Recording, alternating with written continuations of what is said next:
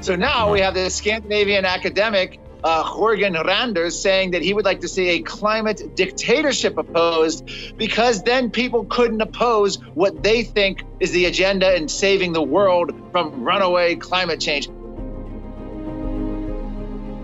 The UN is now admitting that not only are these countries not keeping their pledges, they're not even close. It's a big joke, but what they're really trying to get is that money. They want to transfer the money. They want it to go through the UN, filter it through, and a little bit will trickle out to the developing world, the corrupt third world dictators. What's at the bottom of this, of course, is they want depopulation. We just had Prince William, son of Prince Charles, come out and say, we have too many people. It's always about the dictatorship. It is always about world government and depopulation for these people, isn't it? That whole mindset is what moves the UN. They talk about global governance. You mentioned population. Al Gore, and actually in the film Climate Hustle, we have Al Gore saying that Africa is projected to have the most number of people that by mid-century. And we need, quote, fertility management in order to prevent this. So we have a white, wealthy Westerner, Al Gore, complaining that there's going to be too many people of color and that we need some kind of fertility management to stop that. Any other way you slice it, that's, you could call it the R word, racist.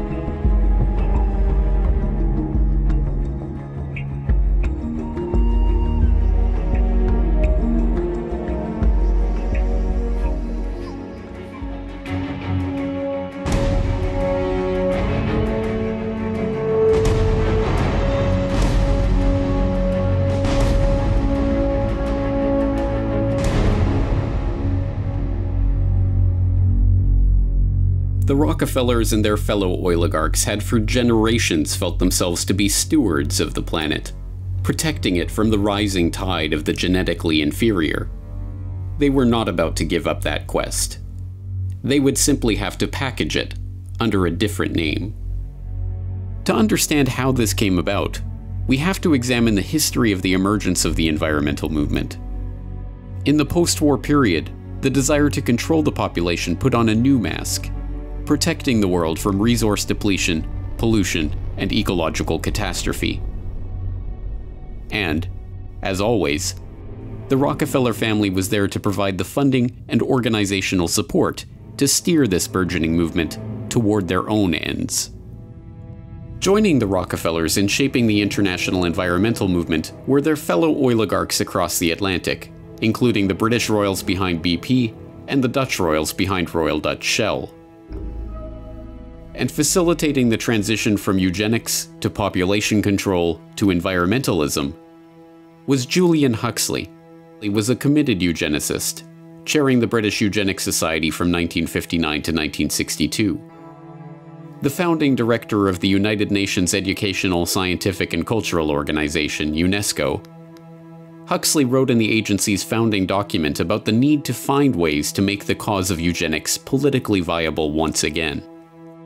Huxley found the perfect front for the reintroduction of these unthinkable eugenical ideas in 1948, when he used UNESCO as a springboard for founding the International Union for the Conservation of Nature, and then again in 1961, when he used that agency as a springboard to create the World Wildlife Fund.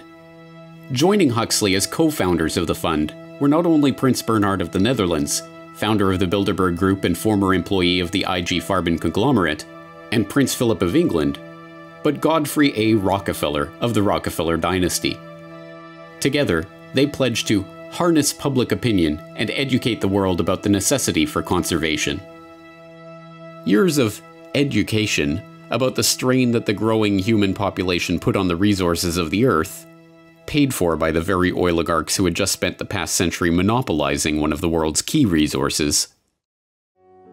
The 1972 Stockholm Summit is still hailed as a landmark moment in the history of the modern environmental movement, leading not only to the first governmentally administered environmental action plans in Europe, but the creation of an entirely new UN bureaucracy, the United Nations Environment Programme, UNEP.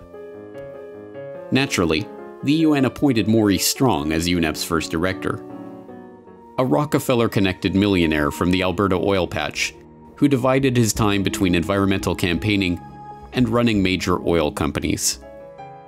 In 1987, Strong helped to organize another environmental conference, dubbed the Fourth World Wilderness Congress, ostensibly to talk about the environment. What they actually discussed was altogether more incredible. I suggest, therefore, that this be sold not through a democratic process. That would take too long and devour far too much of the funds to educate the cannon fodder, unfortunately, which populates the earth. We have to take almost an elitist program and look to the future in time frames and in results. Those were the words of David Lang, a banker from Montreal who spoke during the conference. And to Lang, the Rockefellers, the Rothschilds, and the other bankers and oligarchs assembled at the meeting, the general population are cannon fodder that unfortunately populates the earth. The meeting accomplished some important goals for the oligarchs. It led to the creation of wilderness areas, vast expanses of natural terrain from which the public could be largely excluded. The UNFCCC and the IPCC, generally thought to be neutral, non-governmental bodies relying only on science and evidence, are handcuffed by the terms that Strong set out for them to deliver only one conclusion: that humanity is to blame for climate change.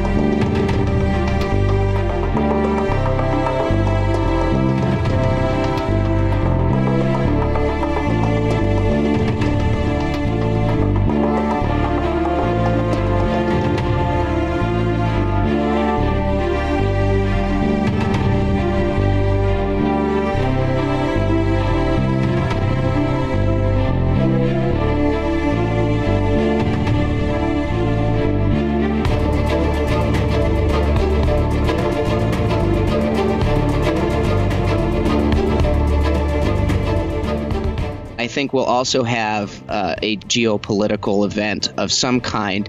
It's looking like, so far, either North Korea or Saudi Arabia, Lebanon, Iran, that situation over there will be the geopolitical distraction that covers for the economic downturn. But when we go to war, in my view, and I've outlined this in numerous articles, is that it's advantageous to the globalists to begin diminishing the U.S. dollar and eventually what looks like it will be a cashless or a digital currency system. The fastest way to diminish the U.S. dollar would be to remove petrostatus, would be to influence other governments and OPEC nations and basically major import-export nations to drop the dollar as a reserve currency. Once petrostatus is lost, or eventually reserve currency status is lost, then we would see massive inflation in the United States.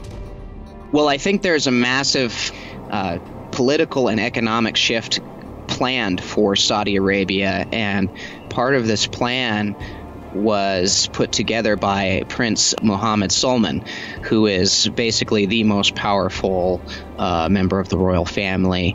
He's in control of all the most important centers of power within Saudi Arabia. He will be the dictator of Saudi Arabia, and part of his plan for the next decade is something called the Vision for 2030. And within the Vision for 2030 is an outline to decouple the Saudi currency from the dollar. When the Saudis break from the petrodollar, then a lot of other oil-producing nations will follow suit. They'll do the same thing. The globalists are seeking to diminish the U.S. dollar and replace it with something else. The control they have is never enough. They always want more. So this is about total control of every minute detail of the global economy. In order to institute that, they're going to have to centralize everything into one core institution. I believe that will probably be the IMF or the Bank for International Settlements. Once you have a single global economic authority and a single monetary system, then the next step to global governance is, not very far away. They attempt multiple trigger points around the world, and then some of them may work to their advantage, some of them may not work out so great. Certainly North Korea and Iran both seem to be on the table. I think there would have to be a false flag or some kind of event that could be blamed on North Korea. They would need a false flag of some kind in order to rally the public around that idea. It would bankrupt the United States, such a war. So they need some kind of event in order to get the public to back this, or to get them angry enough to not think about the consequences.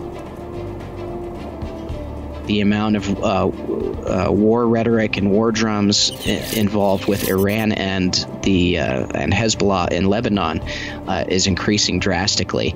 The tool that the globalists will exploit in order to draw Iran into a war would be their mutual defense pacts with Hezbollah in Lebanon and their mutual defense pact with Assad in Syria. If we have an invasion of Syria, invasion of Lebanon, I do believe that the Iranians will be forced to act. Just because something doesn't necessarily work in their favor to our mind, it may still work in favor for the globalists. They seem to be moving forward with their plan. 2018 seems to be a major time marker for that plan. It's really occurring right now. We're just moving in through different phases of this shift. So you're going to have massive changes that we've never seen before. There's definitely a lot of turmoil and tragedy surrounding those events. People should prepare for a major crisis and, hope for the best, prepare for the worst.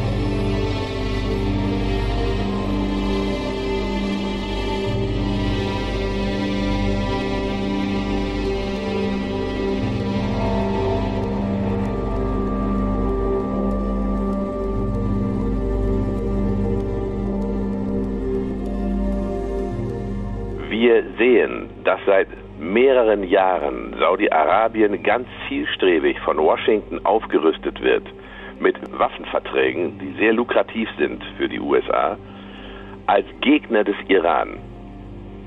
Das ist alles andere als eine sinnvolle Außenpolitik, denn was nützt es dem Globus, wenn da eine einzig verbleibende Hypermacht ist, die tatsächlich alles tut, um woanders Kriege anzuzetteln?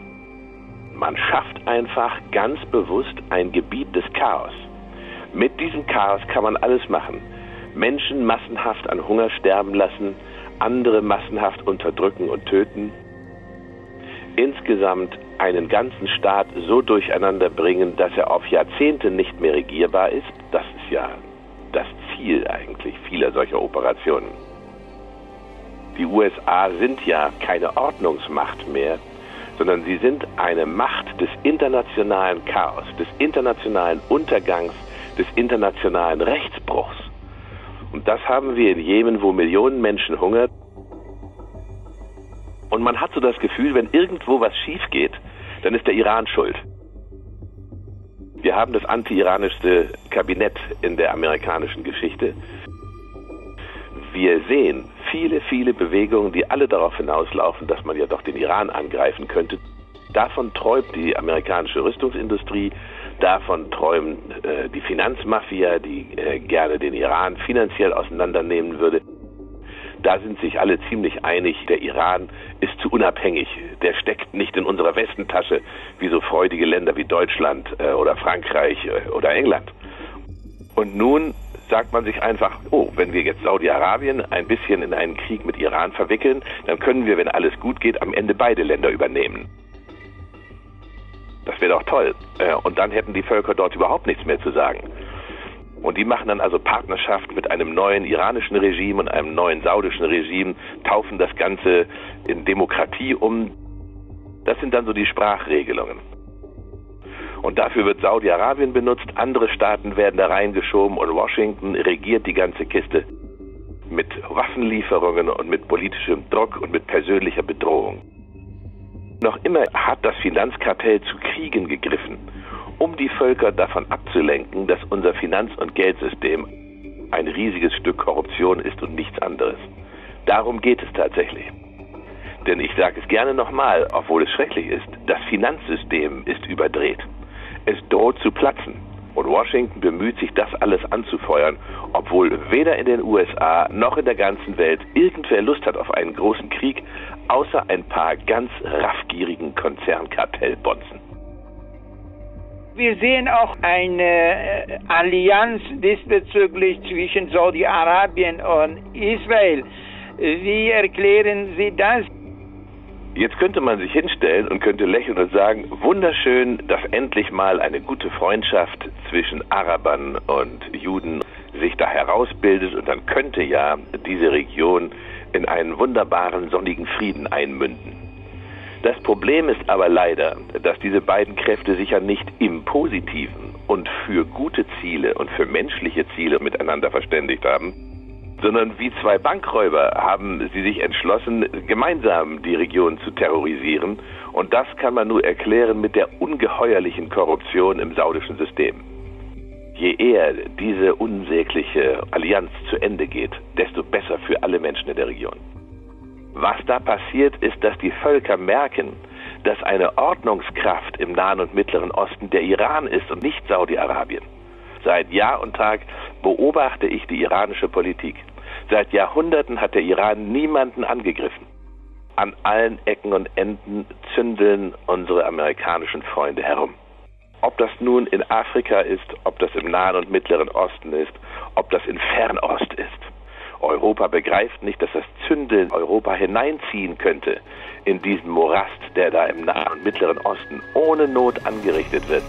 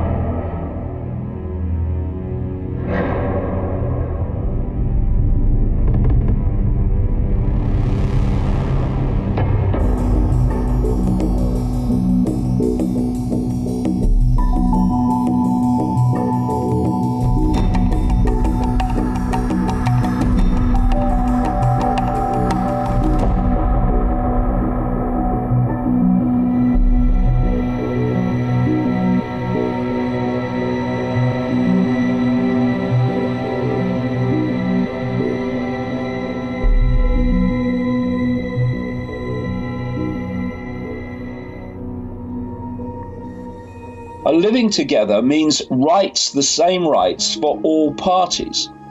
Now, that's the only way that this is going to be resolved, through fairness, through justice, and through everyone having the same rights as everyone else. Now, of course, that's not happening, and it's not happening for a simple reason. They don't want it to happen because they don't want a peaceful settlement. And what we're seeing here, again, is the manipulation of a hostile response against Israel that will then be used to justify the state-of-the-art weapons response to it and the acquisition of more and more land.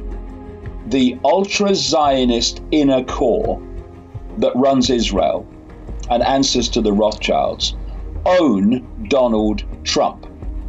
They put him into power.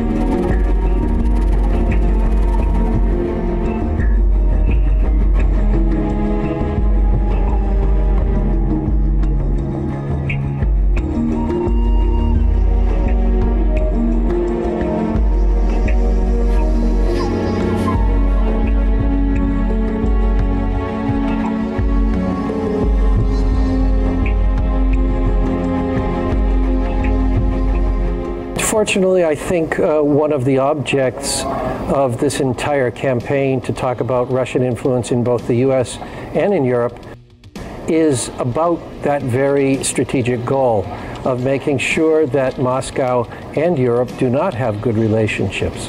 Hence the creation of this idea of the Russian threat, which apparently they're telling us is in every part of our lives, but of course it isn't. It is being blown up to make people think of that way, and unfortunately our state of civic education isn't strong enough for many people to do the discerning work to debunk some of these more outrageous theories of Russian influence.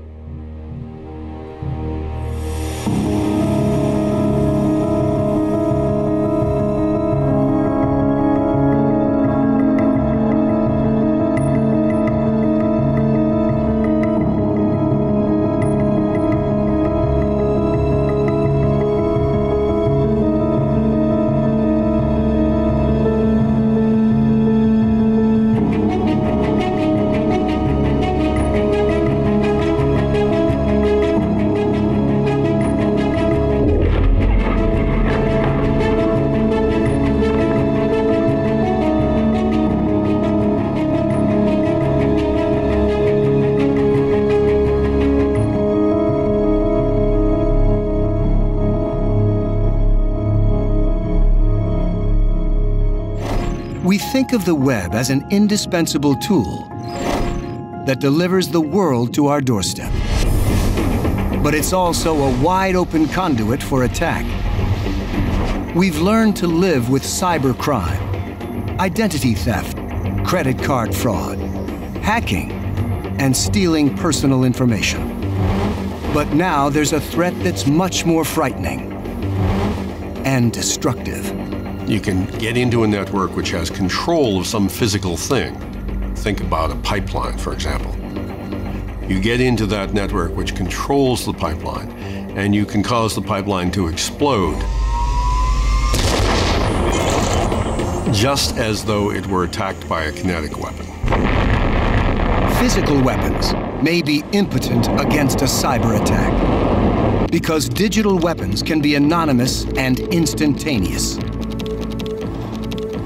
No reports of troop movements to signal a threat, or air raid sirens to give warning.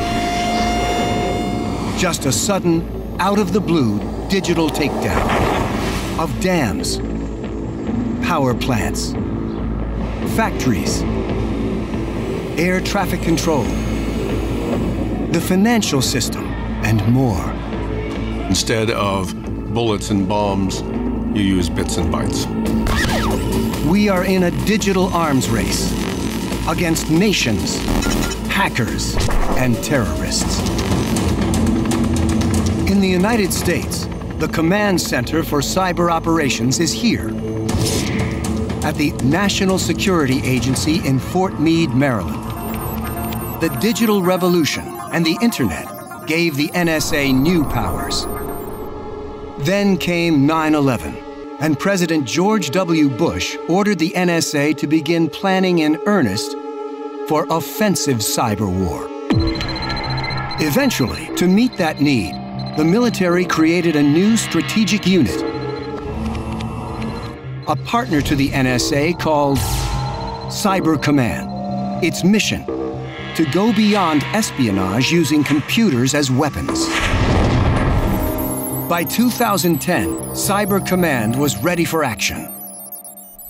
About the same time that the world got a glimpse of the first true cyber weapon, a surprisingly destructive computer worm, a self-replicating program that came to be called Stuxnet. Stuxnet first showed up infecting desktop computers and laptops in Iran and the Near East. But it soon spread further, using the internet to copy itself from system to system. We had never seen a threat that was so large and so dense. I mean, this threat was maybe 20 times the normal size of any threat that we had seen before. Stuxnet represented a major investment by someone. So what was Stuxnet ultimately after? It was hunting for specialized equipment in a specific configuration. likely targeting a single factory. Natanz is an underground fortified facility housing cylindrical centrifuges used to isolate a rare form of uranium, a precursor to fueling a power plant or making a nuclear weapon. Once on the plant's internal network of computers, Stuxnet would search for PLCs in control of centrifuges. When it found a target, it would lie in wait for weeks.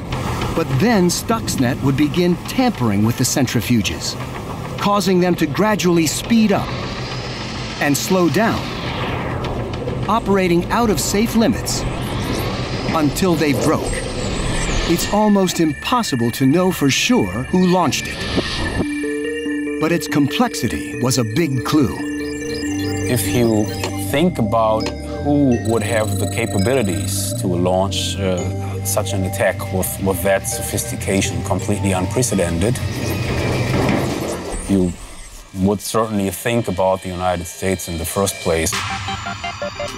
Then, in apparent retaliation, the Saudi oil company Aramco was hit with a computer virus in August 2012. Then followed a coordinated attack against American targets.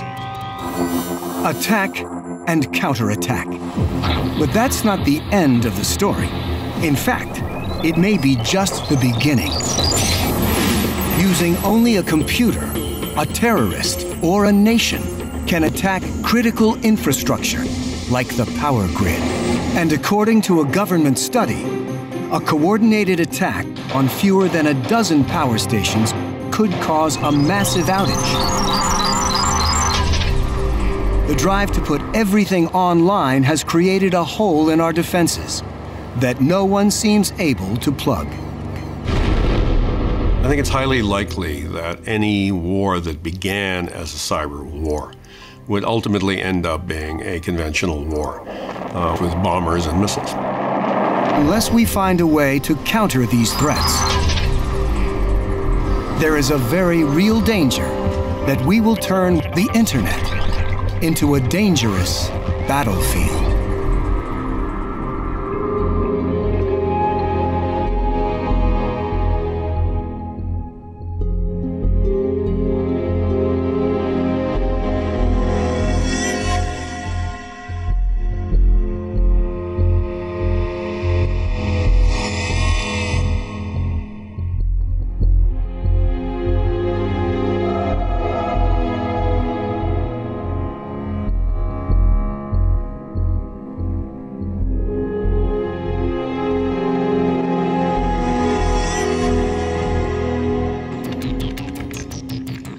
Most people don't realize that when they use their computer for browsing the web or checking their email,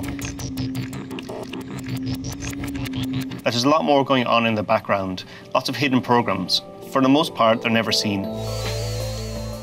Hackers or attackers take advantage of all of these hidden programs on your computer by hiding their malicious software, otherwise known as malware, in and amongst them, so that you don't even notice. The first challenge for an attacker is to get the malware installed on the victim's computer.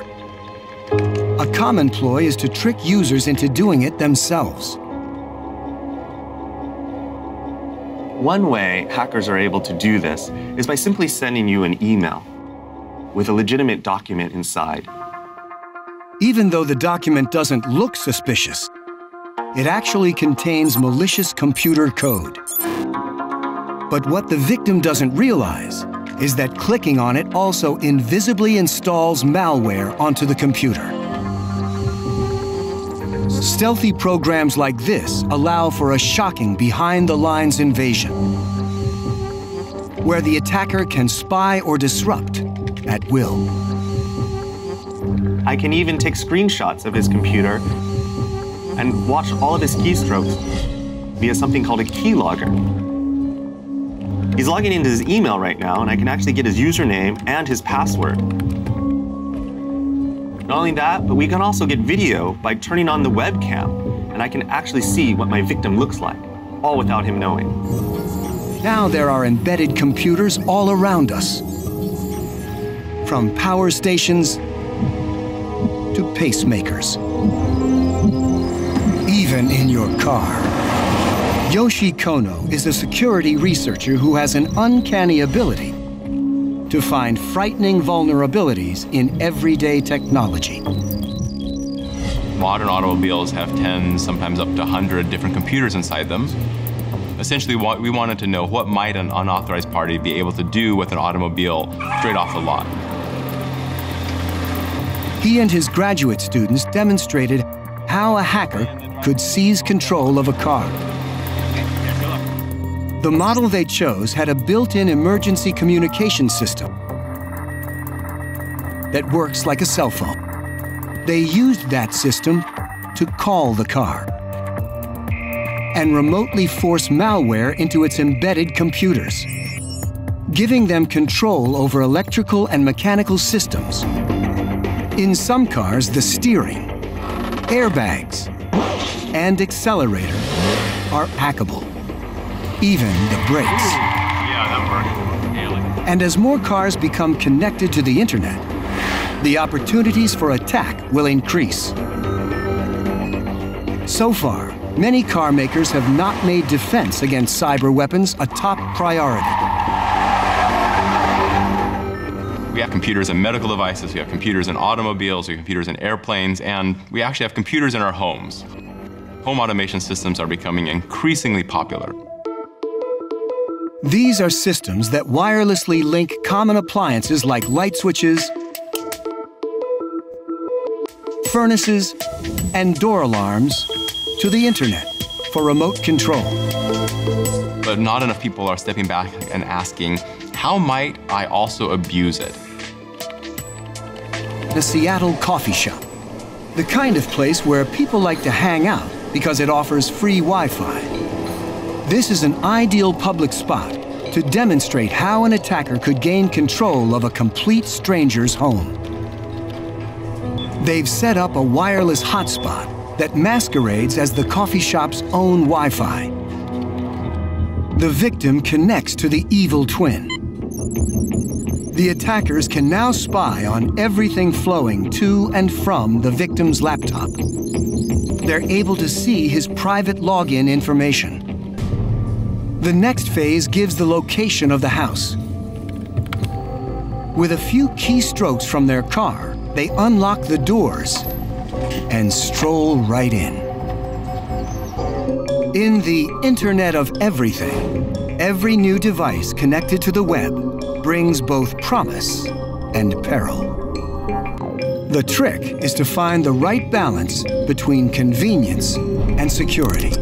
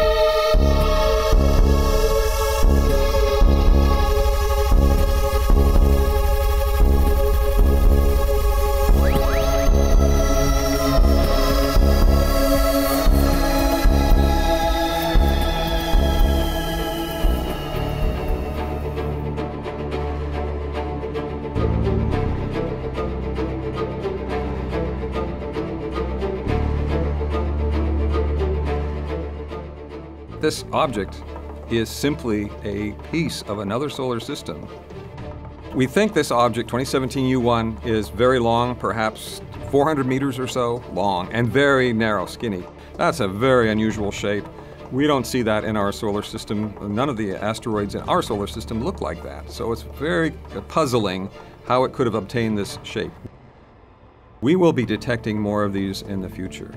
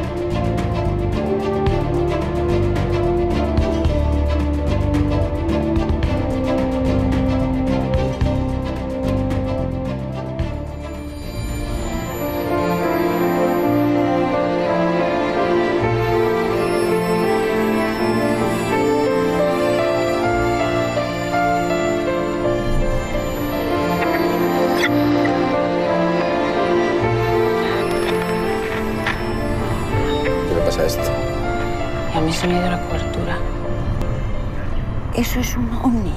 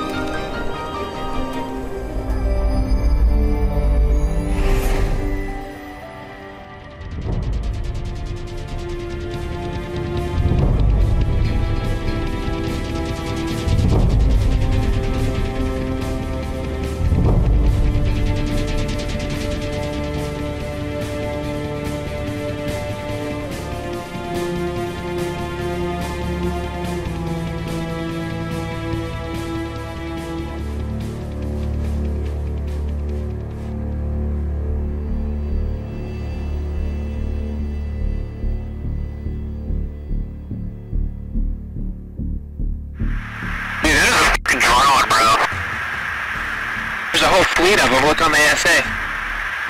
My gosh. They're all going against the wind. The wind's 120 knots from the west. Look at that thing, dude. That's not our LNS though, is it? It's not. That is the LNS, dude. Well, if there's like... Look at that thing. It's rotating.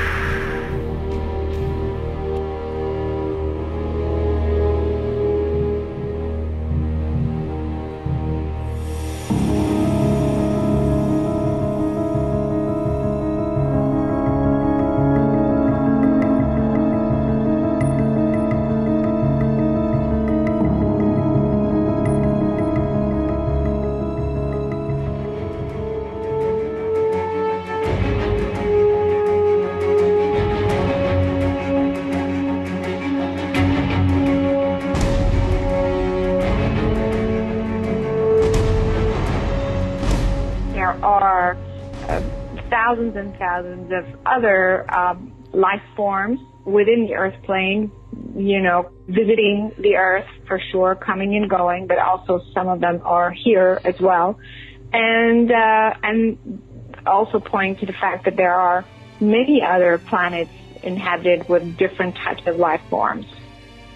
Now, these beings can travel through time and space and appear on our planet. The light beings are present on all different levels. Some of them are incarnated in human form.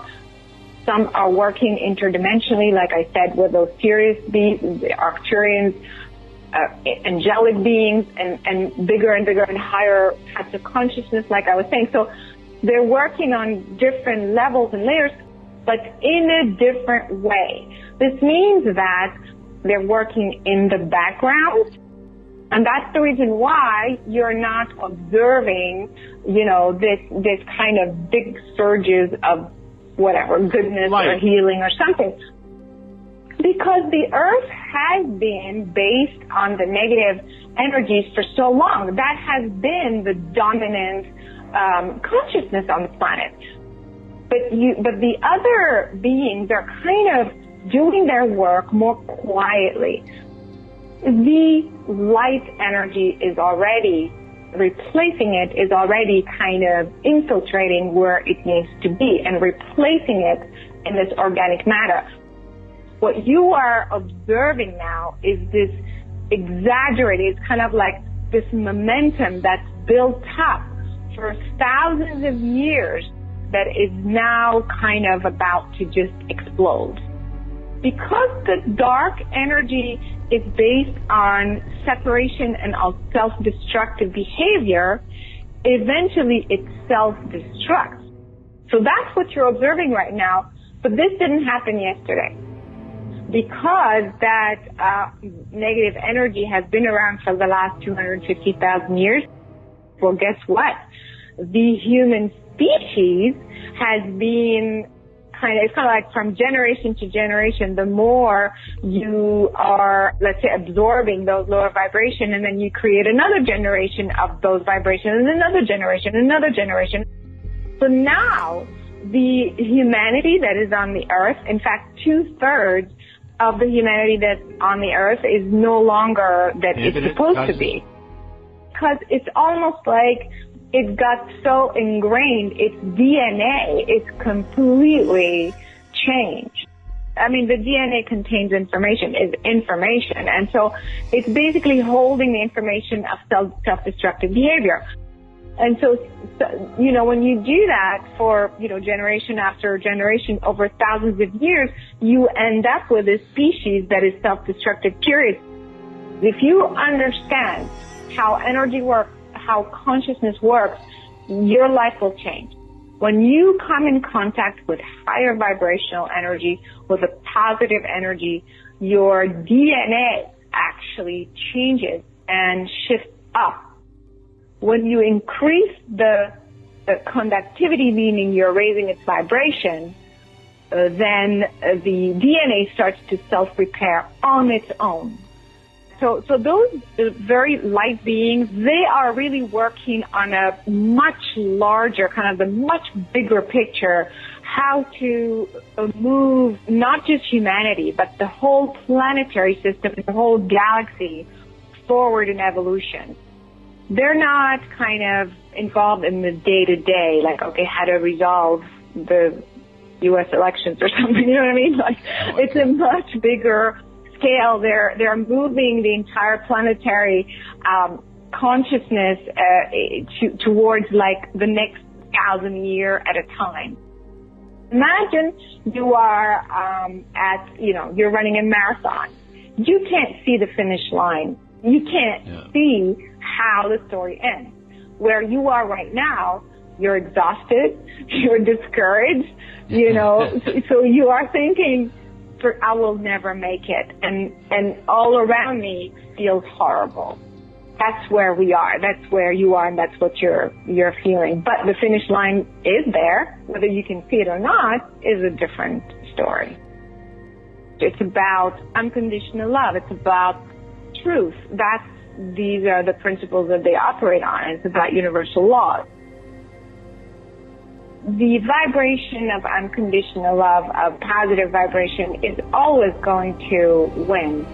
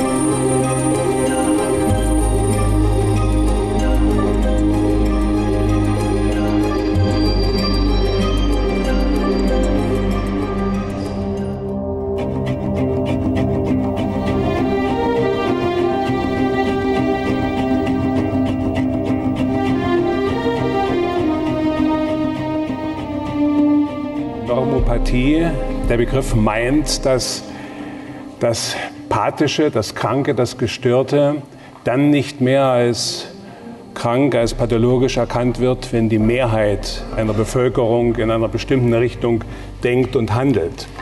Denn was die Mehrheit tut, das wird ja wohl richtig sein. Unter dem Blickpunkt Normopathie entsteht falsches Leben dann, wenn eine große Zahl, eine Mehrzahl der Bevölkerung auch falsch lebt.